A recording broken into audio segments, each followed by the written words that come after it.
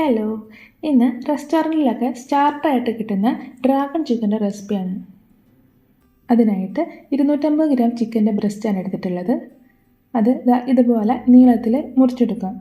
Chicken marinate ചെയ്യാനായിട്ട് 1 teaspoon ഇഞ്ചി വെളുത്തുള്ളി പേസ്റ്റ്, 1 ടീസ്പൂൺ കുരുമുളക് പൊടി, 3 ടേബിൾ സ്പൂൺ മൈദ, 2 ടേബിൾ സ്പൂൺ കോൺഫ്ലോർ, 1/4 ടീസ്പൂൺ ഉപ്പ്, 1 ടീസ്പൂൺ സോയാ സോസും 1 മുട്ടയും കൂടി ചേർത്തിട്ട് നന്നായിട്ട് കുഴച്ചെടുക്കാം. ഇനി ഇത് ഒരു അരമണിക്കൂർ റെസ്റ്റ് ചെയ്യാൻ വയ്ക്കാം. ചിക്കൻ നന്നായിട്ട് വറുത്തെടുക്കാനായിട്ട് എണ്ണ ചൂടായ ശേഷം ഓരോന്നോരോന്നായിട്ട് ഇട്ട് കൊടുക്കുക. ഒരു സൈഡ് ആയതിനു ശേഷം തിരിച്ചിട്ട് കൊടുത്തിട്ട് വറുത്ത് കോരാം. ഇനി ഒരു പാൻ വെച്ചിട്ട് അതിലേക്ക് ഓയിൽ ഒഴിച്ചു കൊടുത്ത ശേഷം 1 ടേബിൾ സ്പൂൺ വെളുത്തുള്ളി ചെറുതായിട്ട് അരിഞ്ഞതിട്ട് കൊടുത്തിട്ട് ഒന്ന് വഴറ്റിയെടുക്കാം. അതിലേക്ക് കുറച്ച് കശുവണ്ടി കൂടി ചേർത്ത് കൊടുക്കാം.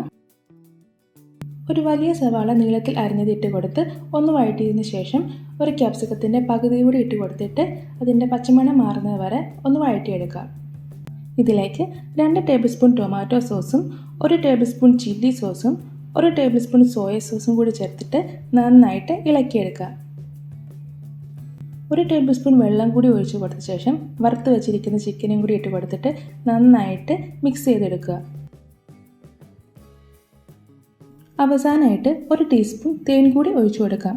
മധുരം ഇഷ്ടമില്ലാത്തവരാണെങ്കിൽ തേൻ ഒഴിവാക്കാവുന്നതാണ്. നമ്മുടെ ഡ്രാഗൺ ചിക്കൻ റെഡി ആയിട്ടുണ്ട്. ഇത് നമുക്ക് വെറുതെ ആണെങ്കിലും കഴിക്കാം, അല്ലെങ്കിൽ ഫ്രൈഡ് റൈസിൻ്റെയോ നൂഡിൽസിൻ്റെയോ ചപ്പാത്തിയുടെയോ ഒക്കെ കൂടെ കറിയായിട്ടും ഉപയോഗിക്കാം. വീഡിയോ ഇഷ്ടപ്പെട്ടാൽ ലൈക്ക് ചെയ്തിട്ട് സബ്സ്ക്രൈബ് കൂടി ചെയ്തേക്കണേ.